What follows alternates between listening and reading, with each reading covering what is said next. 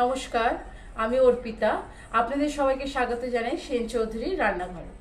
আজ আমি আবার হাজির হয়ে গেছি আপনাদের সামনে এক নতুন রেসিপি নিয়ে। আজ আমি আপনাদেরকে দেখাবো নবরত্ন রান্না। নবরত্ন অনেকেই হয়তো ঘরে অনেক রকমভাবে বানিয়ে থাকেন, তবে আমি কিভাবে নবরত্ন বানাই সেটাই আমি আজ আপনাদের সঙ্গে শেয়ার করব। চলুন দেখে নেওয়া যাক নবরত্ন রান্না করতে আমার কি কি উপকরণ লাগছে। নবরত্ন রান্না করতে আমার লাগছে ফুলকপি, কুমড়ো, টমেটো, ক্যাপসিকাম, বিনস, মোটা মোটা করে কেটে রাখা পেঁয়াজ, গাজর, মটরশুঁটি, কাঁচা লঙ্কা, বেগুন যেটা আমি আগে নুন হলুদ দিয়ে মাখিয়ে রেখে দিয়েছি। আর লাগছে আমার 5 ফোড়ন, নুন, হলুদ, কাশ্মীরি রেড চিলি পাউডার আর কিছু গরম মশলা, গোটা গরম মশলা। এই রান্নাটা আমি সাদা তেলে করব, তাই সাদা তেল। আর লাগছে ছানা। এই ছানাটা আমি ঘরে কেটে নিয়েছি, আপনারা চাইলে বাজার থেকে কিনেও আনতে পারেন। চলুন রান্নাটা এবার শুরু করা যাক। দেখুন আমি কড়াইটা বসিয়ে দিয়েছি, গরম হতে দিয়ে দিয়েছি। এবার এর মধ্যে দিয়ে দেবো আমি সাদা তেল। তেলটা দেখুন খুব ভালোভাবে গরম হয়ে গেছে। প্রথমে আমি তেলের মধ্যে ফুলকপিগুলো দিয়ে ভেজে নেব। সাবধানে ভাজবে, ফুলকপি এগুলো খুব তেল খেতে। দেখুন আমি কড়াইয়ের মধ্যে ফুলকপিগুলো দিয়ে দিয়েছি। এরপর আমি এর মধ্যে নুন আর অল্প একটু হলুদ দিয়ে দেবো। ফুলকপিগুলোকে আমি এবার একটু লাল লাল করে ভাজতে দেবো।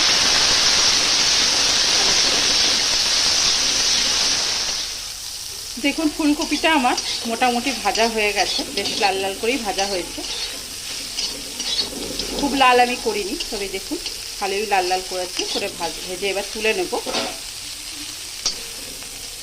একটা বাটিতে আমি তুলে নিচ্ছি। কড়াইতে আমি আবার একটু তেল দিয়ে দেবো। কড়াইটা এমনিই গরম আছে, তেলটা খুব তাড়াতাড়ি গরম হয়ে গেছে। এবার আমি নুন হলুদ মাখিয়ে রাখা বেগুনগুলো ছেড়ে দেবো। এটা খুব ভালো করে নেড়ে দেবো। দেখুন আমার বেগুনটাও ভালোভাবে ভাজা হয়ে গেছে। বেগুনটাও আমি একটা বাটিতে তুলে নেব।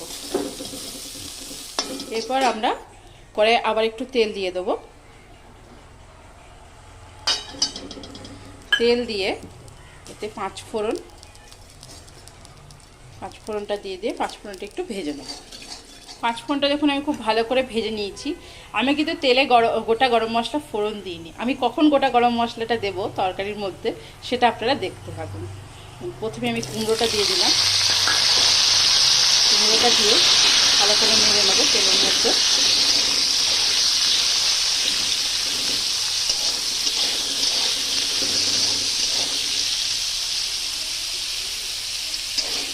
দেখুন কুমড়োটা হালকা নেড়ে নিই, আমি এর মধ্যে গাজরটাও দিয়ে দিলাম। গাজর আর মটরশুঁটিটা একসঙ্গে দিয়ে দিলাম। দিয়ে এর মধ্যে আমি দিয়ে দেবো পরিমাণ মতো নুন। খুব মাথা খেয়াল রাখবে যে আমরা ফুলকপি ভাজাতেও নুন দিয়েছি, বেগুন ভাজাতেও নুন দিয়েছি, তাই পরিমাণ মতো নুন, হলুদ দিয়ে এটাকে নেড়ে নিয়ে মিক্স করে ভালো করে নেড়ে নিয়ে কড়াইয়ের ঢাকনাটা আমরা লাগিয়ে দেবো। ভালো করে নেড়ে নিলাম। এবার আমরা কড়াইটাকে ঢাকনা দিয়ে ঢেকে বেশ কিছুক্ষণ হতে দেবো। দেখুন 2-3 মিনিট আমি ঢাকা দিয়ে রাখার পর কড়াইয়ের ঢাকনাটা আমি খুলে নেব। কড়াইয়ের ঢাকনাটা খুলে দেখুন আবার একবার আমি নেড়ে নিচ্ছি। আমি কিন্তু এই রান্নায় কোনো জল ব্যবহার করব না। ভালো করে নেড়ে নিয়ে এর মধ্যে আমি আগে থেকে কেটে রাখা বিনসটাও দিয়ে দিলাম। বিনসটা দিয়ে আবার একবার নেড়ে কড়াইটাকে এবার ঢাকা দিয়ে দেবো। কড়াইটা আমি 5-7 মিনিট ঢেকে রাখার পর আবারও খুলে নেড়ে নেব। ভালো করে নেড়ে নেব। এবার আগে থেকে আমি যে ফুলকপিটা ভেজে রেখেছিলাম, এটা কিন্তু আমি খুব ফ্রাই তো করিনি। প্রথমে বলেছিলাম আমি খুব লাল লাল করে ফ্রাই করব, কিন্তু আমি করিনি, হালকাই ফ্রাই করেছি। এবার এটাকেও এই সবজির মধ্যে মিশিয়ে দেবো।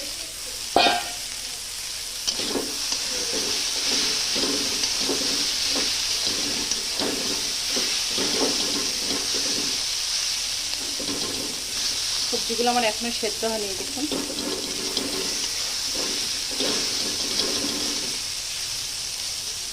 আমি এটাকে ঢেকে দেবো আবার কিছুক্ষণের জন্য। দেখুন আমি 5 মিনিট পর পরে ঢাকনাটা খুললাম। সবজিটাকে আমি এবার নাড়িয়ে নেবো। এই সময় আমি দেবো হচ্ছে ক্যাপসিকাম আর মোটা মোটা করে কেটে রাখা পেঁয়াজ আর দেবো টমেটোটা। দেখো ভালো করে নাড়িয়ে নিয়ে খুব ভালো করে নাড়াবো। এই সময় আমি দিয়ে দেবো আমার যে গোটা গরম মশলাটা আমি একটু থেতে করে নিয়েছি, সেই গোটা গরম মশলাটা। যে তেলে ফোড়ন দিলে অতটা টেস্ট হয় না, এই সময় দেবেন। তো ভালো করে এটাকে নাড়বো, খুব ভালো করে নাড়বো।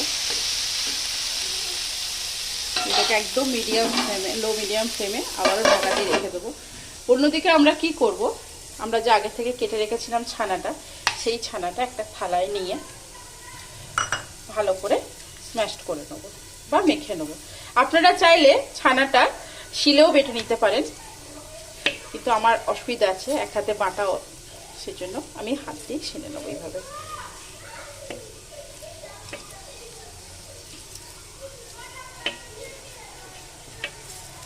এখন এইভাবে চটকে চটকে ভালো করে ছানাটাকে ঠেসে নেবেন।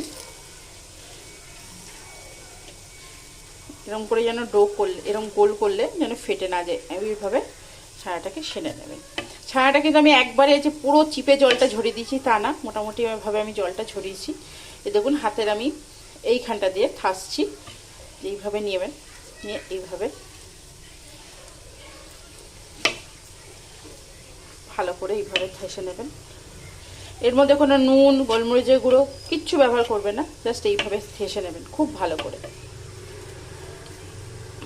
দেখুন ছানাটা আমি খুব ভালো করে মেখে নিয়েছি, আমার হাতেও লেগে নেই, আবার থালাতেও একটুও লেগে নেই। ঠেসে নেবেন। দেখুন আমি গোল করছি, একদম নরম, আমি যে চাপছি তবু আমার হাতে লাগছে না। এটাকে আমরা কিছুক্ষণ পরে ব্যবহার করব। কড়াইটা আবারও আমি একবার ঢাকনা খুলে নেড়ে দিচ্ছি।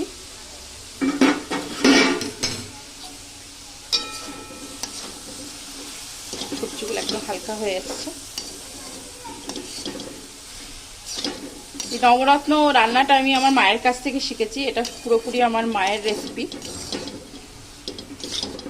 আর এই নবরত্ন রান্নাটায় আমি কিন্তু আলু ব্যবহার করিনি, আমি কোনো মিষ্টিও ব্যবহার করব না এর মধ্যে, মানে চিনি কোনো ব্যবহার করব না, কারণ কুমড়োও মিষ্টি, গাজরও মিষ্টি, সবই মিষ্টি মিষ্টি সবজি, খুব মিষ্টি হয়ে যাবে। আর আপনারা চাইলে আলু ব্যবহার করতে পারেন, কিন্তু আমি আলু ব্যবহার করিনি। কাঁচা লঙ্কাগুলো আমি এই সময় দিয়ে দিলাম গোটা। আবারও খুব ভালো করে নেড়ে দেবলাম, আমার সবজিগুলো সেদ্ধ হয়ে গেছে। একটু হবে, টমেটোটা এখনো হয়নি পুরোপুরি। এই সময় আমি অল্প করে কাশ্মীরি রেড চিলি পাউডার দিয়ে দেবো। এটা আপনারা দিতেও পারেন, নাও দিতে পারেন।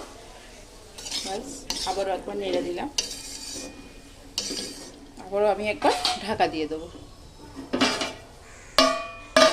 পরে ঢাকনাটা খুলে আবার একবার দেখে নিই আমরা।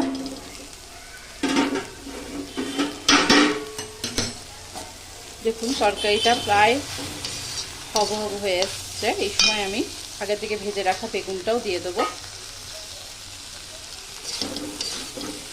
এই নবরত্ন রান্নাটা কিন্তু যারা ডায়েট করছেন তারা অবশ্যই খেতে পারেন, আবার যারা সুগারের পেশেন্ট তারাও খেতে পারেন, যাদের ফ্যাটের ধাত আছে তারাও খেতে পারেন, কারণ এতে কোনো আলু মিষ্টি কিচ্ছু ব্যবহার হয়নি, সব সবুজ সবজি ব্যবহার হয়েছে।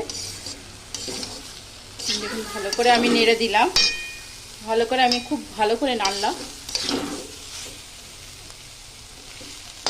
একটু হতে দেবো বেগুনটাকে সবজিটার মধ্যে দিয়ে। দেখুন পুরো সবজিটাই প্রায় আমার হয়ে এসছে, বেগুনটাও খুব সুন্দর হয়ে গেছে, সেদ্ধ হয়ে গেছে। আমি কিন্তু আর সেকেন্ড টাইম ঢাকা দিইনি, বেগুনটা দেওয়ার পর কিন্তু আমি ঢাকা দিইনি, আমি ঢাকা না দিয়ে এটা একবার হতে দিয়েছিলাম। এরপর আমি এর মধ্যে আমি যে ছানাটা বেটে রেখেছিলাম, মানে হাত দিয়ে ভালো করে মেখে রেখেছিলাম, ছানাটা আমি এর মধ্যে দিয়ে দেবো। এই ছানাটা আমার ঘরে করা, আপনারা চাইলে বাজার থেকে কিনেও ব্যবহার করতে পারেন। আর যদি আপনাদের কাছে ছানা না থাকে তাহলে আপনারা এর মধ্যে 4টে কি 5টা, ম্যাক্সিমাম 6টা কাজু বাদাম বেটেও দিতে পারেন। কিছুই না, ছানা বা কাজু বাদাম বেটে দিলে তরকারিটা একটু মাখা মাখা হয়। কিন্তু ছানা বাটা কাজু বাদাম বাটা একসঙ্গে ব্যবহার করবেন না। আর আমি যে সবজিগুলো ব্যবহার করেছি আপনারা এগুলো ব্যবহার করবেন। আপনারা চাইলে আলু দেবেন, না চাইলে দেবেন না। সবজির পরিমাণও আপনারা আপনাদের মতো বাড়িয়ে কমিয়ে নেবেন। দেখুন আমার তরকারিটা এরকম হয়েছে দেখতে, একদম মাখা মাখা। একটু ছানার গন্ধটা আমি যেতে দেবো, কাঁচা গন্ধটা।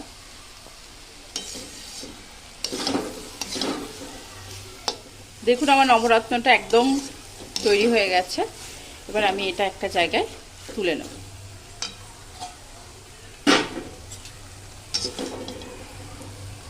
গ্যাসের ফ্লেমটা অফ করে দিই, দিয়ে তুলে নেব।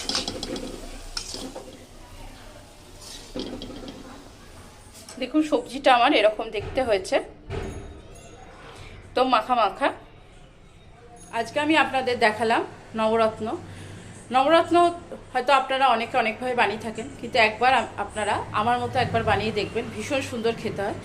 এই সবজিটা আপনারা লুচি, পরোটা, রুটি, ভাত বা ফ্রাইড রাইস সবার সঙ্গে এটা খুব ভালো খেতে লাগে। এটা শীতকালে এখন বিভিন্ন রকমের সবজি পাওয়া যায়, সেই দিয়ে করবেন, খুব ভালো খেতে লাগে। আমরা এটা মাঝে মাঝে বানিয়ে থাকি। আর আপনাদের কেমন লাগলো রেসিপিটা অবশ্যই আপনারা কমেন্ট সেকশনে লিখে জানাবেন। এবং যাওয়ার আগে অবশ্যই একটা লাইক শেয়ার করে যাবেন। চ্যানেলটিকে সাবস্ক্রাইব করবেন, চ্যানেলটিকে সাবস্ক্রাইব করে আমার পাশে থাকবেন। আগামী দিনে আরও নতুন নতুন রান্না করার উৎসাহ দেবেন এবং সবাই প্রচুর প্রচুর আশীর্বাদ আর ভালোবাসা দেবেন, যেন আমি আরও অনেক দূর এগোতে পারি। আজকের মতো এখানেই। খুব সুস্থ থাকবেন, ভালো থাকবেন, অনেক অনেক আনন্দে থাকবেন এবং সুখে থাকবেন।